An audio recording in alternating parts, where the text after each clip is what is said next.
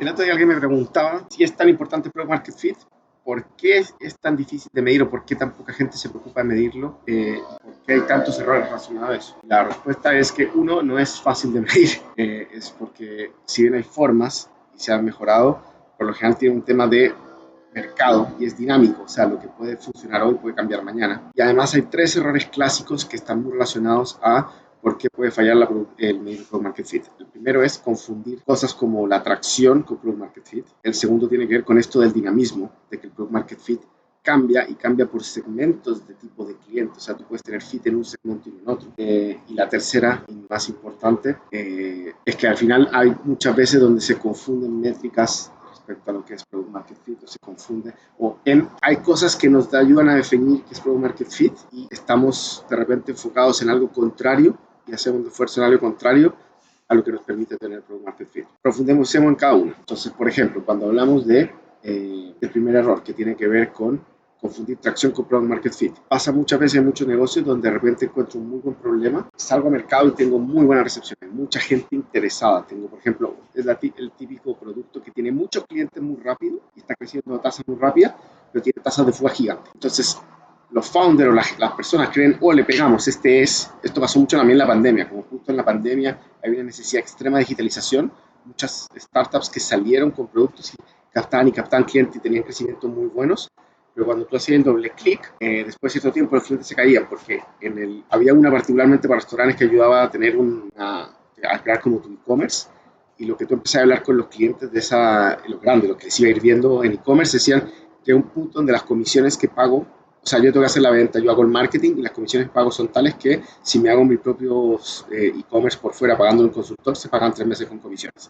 Ese es un problema de fondo de Product Market Fit. Te está diciendo que tu cliente es más rentable, los mejores clientes que tienes, llega un momento donde dicen el producto no me sirve y pierde retención. Entonces, es confundir una muy buena atracción con retención. Generalmente los productos que tienen muy buen Product Market Fit tienen mucha stickiness, tienen muy buenos NRR. Esto, por ejemplo, el dato del caso de Snowflake, que Snowflake partían y la propia gente, los propios clientes, en la medida que lo agarraban, empezaban a usarlo más, entonces tenía un RR de más del 120%, o sea, todo esto está cambiando mucho manía, el mismo analista de datos que partía y decía, esto me está resolviendo un problema gigante, no era como lo resolví y ahora cambio, o en la medida que más lo usaba, más se necesitaba usar el producto, y esa stickiness es la que te da un muy buen product market fit. El segundo error clásico, hablamos, tiene que ver con las diferencias tipos de mercados, que hay segmentos distintos y a veces uno se confunde. Entonces pasa que, por ejemplo, uno quiere decir, lo vale vender al SMB, al Small and Medium Business, y el SMB, para empezar, puedes partir diciendo son empresas desde 10 personas hasta 1000, es un segmento gigante, y pueden ser empresas startups que son características tech, o pueden ser pymes tradicionales, pueden ser de consumo, pueden ser de B2B, tenía una mezcla gigante de segmentos. Cuando tú no tienes claro los segmentos y no logras hacer buenas análisis de product marketing por segmento, te puede pasar que en una escala A, digamos que tengo 100 clientes, de los cuales tengo 80 del segmento 1, digo tengo product market fit. Y estoy súper feliz y le digo metámosle chala porque tengo product market fit. Y después resulta que en el segmento 2, que no tenía las mismas condiciones, que no tiene la misma necesidad, no estoy ni cerca, pero como en la escala de 100 son solo 20, no se nota, es parte del error.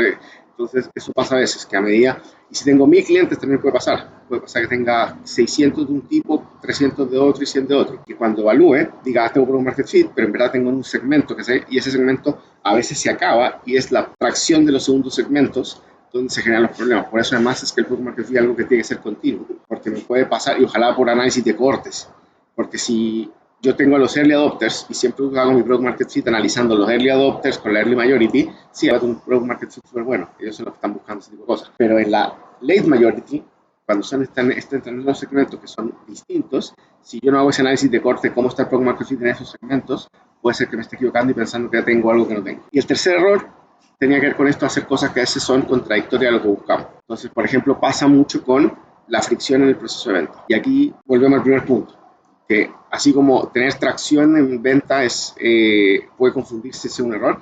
No tener como nada de necesidad también es una señal importante de product market fit. Si yo tengo un problema que es claro y voy a una empresa y digo, oye, tú tienes este problema, y la respuesta es como, sí, pero vamos a ver si lo resolvemos. Se vuelve como un nice to have, no es una necesidad, probablemente el Product Market Fit no sea muy fuerte, especialmente para empezar. O sea, puede que el problema exista, pero no es tan obvio. Y entonces, una buena forma, o pasa con la retención. Si un cliente le está yendo muy bien, pero y debiese ser un obvio que renueva y no renueva, hay señales de Product Market Fit, de problemas. Entonces, ¿qué pasa? Que entonces uno trata de decir, hagamos procesos lean y cosas que sean muy fáciles para el usuario, porque necesitamos, y eso es muy importante y muy útil cuando tú ya tienes Product Market Fit y cuando tú ya sabes que el producto es algo que la gente necesita y lo que estás tratando es optimizar la captación y lo go-to-market fits, lo go-to-market motion, cómo se ataca el mercado. Cuando tú tienes Product Market Fit, la fricción es buena. ¿Por qué? Porque, por ejemplo, un proceso friccionado donde tú le tienes que pedir al cliente que te mande un Excel gigante lleno de datos, te hace muy bien saber si es un dolor real o es algo como, sí, puede ser. Porque el tipo que tiene el dolor real y está desesperado por resolverlo, te va a ir al Excel de datos, te va a impulsar, te va a pedir, oye, avancemos con esto. Entonces, en etapas muy tempranas, las fricciones son lo mismo con la renovación. Si tú tienes un proceso de renovación que no es automático, de repente dicen, no, hagamos un proceso automático, renovación automática, y eso puede ser incluso muy peligroso al principio, porque tú te puedes autoconvencer que los clientes están renovando y están felices, y la mitad puede ser porque no se dieron cuenta que se les acabó el paso del periodo y que cuando levanten la cara y dicen, oye, ¿por qué están pagando por esto? Si pagamos 18 veces, se van y ya no tienes opción de renovación, pero tampoco perdiste el feedback de saber por qué esa persona no le gustó el servicio, simplemente decir, oye, córtame el servicio ya. Entonces, que los procesos al principio tengan un poquito de fricción, que tú tengas que ir a presentar una propuesta de renovación y entender si el cliente no quiere renovar, por qué no quiere renovar, qué es lo que está faltando, y ver cuando efectivamente la gente dice, ya, hagamos el proceso y sigue los pasos, es que hay interés y que el problema es real. Donde, sí, o sea, el caso ideal es que fuera de vender, la gente lo comprara de una, tuvieran y renovar y fuera así, obvio. Y es porque tu producto es tan bueno y le pegaste tan bien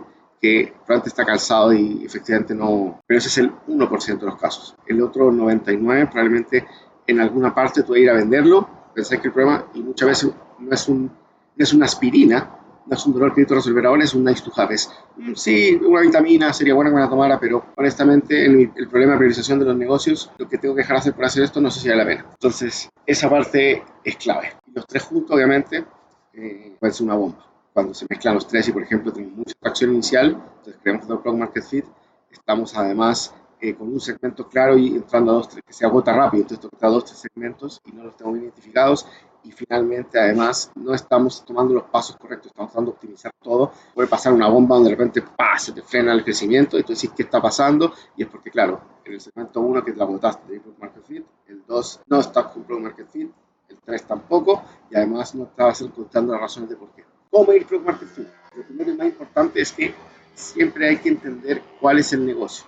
Es muy distinto si yo estoy vendiendo y los tiempos y los ciclos y las métricas, si yo hago B2C, B2B, B2B, SP, B2B. Hay una muy buena forma que es el Sean Ellis Test y su derivación que es la de Superhuman, con las 4 preguntas que en esencia parte diciéndole busca a los usuarios, pregúntales si yo mañana dejara de existir, ¿qué tan decepcionado estarías? Esa es la primera pregunta. Hay 3 preguntas siguientes respecto a qué cosas te tendrían decepcionado, qué cosas necesitamos para que no estés decepcionado y qué es lo que te hizo comprar el producto, que es para hacer el doble clic de qué es lo que tienes que construir, pero la principal razón es qué tan decepcionado estarías. Se estima, esto fue lo que hizo Sean Ellis, que fue el creador de este test, que si tienes un 40% de respuestas en muy decepcionado sobre el total, tienes Product Market Fit. Ahora, hay mucha gente que lo ha usado, por ejemplo, el CPO de Nubank, él dice que para Latinoamérica se debería cambiar ese número, por ejemplo, en Brasil a un 60%. Y Nubank lo usa ese test para cada feature que va a lanzar, tratar de entender si tiene Product Market Fit. Entonces, esa es una forma como números de poder hacer un análisis y poder decir, tengo o no tengo Product Market Fit. Decía, acá lo que hay que tener cuidado es, especialmente en etapas tempranas, saber distinguir si tengo segmentos. Entonces, si yo, por ejemplo, estoy vendiendo en SMB y partí vendiéndole a startups y después me mudé a pymes, que son animales distintos, culturas distintas, operaciones distintas, tengo que tener, ojalá medir los dos por separado, y lo que decía, y ojalá en análisis de corte, cómo fue el Product Market Fit de mis primeros 100 clientes, de mis siguientes 150, 200, para poder analizar eso. Y no hacerlo one time y decir tengo Product Market Fit, sino continuo en el que el mercado puede cambiar. Un cliente que tenía Product Market Fit hace un año podría no tenerlo. Y lo otro es, justamente, la otra forma de medirlo es hacer experimentos calculados, es decir, vamos a poner ciertos... esto, por ejemplo, aplica mucho más a nivel enterprise. En enterprise, con 10 clientes ya puedes tener un negocio hiper mega rentable, o sea, 10 clientes que cobran $50,000 anuales son $500,000, es una brutalidad. Entonces, probablemente no vas a tener los números para hacer un análisis como el Journalist Test. Vas a poder hacerlo a lo mejor con todos los usuarios del Enterprise, así como nivel cliente es difícil porque tienes 10 clientes. Lo que sí puedes hacer es usar métodos de flexión calculada. Entonces, si yo voy a vender un cliente y digo que me tiene que mandar un Excel con un montón de datos y veo que se queda pegado, no avanza, es que probablemente no es tan importante, no estamos logrando que el problema sea tan importante. Por lo general, cuando un problema es muy importante, esto, por ejemplo, es lo que hacía Wiz que se volvió un unicornio, o sea, hace mucho, la vendió a Google el año pasado, varios billions. La CMO lo que hablaba es, nosotros cuando partimos no teníamos product market fit, no se entendía bien lo que hacíamos, hicimos un cambio, y lo que pasó fue que las mismas empresas les mandaban formularios y ellos nos decían, oye, manden el formulario, necesito resolver esto ya. Entonces, una forma también tiene que ver con esas fricciones calculadas y tratar de ver cuánto es el interés real de tratar de resolver el problema. Si tú ves que un problema a nivel enterprise, por ejemplo, este monstruo gigante, hay alguien moviéndose, dale, bueno, necesitamos esto, es que probablemente el problema es suficientemente grande y si tiene una mayor señal de que sí va bien.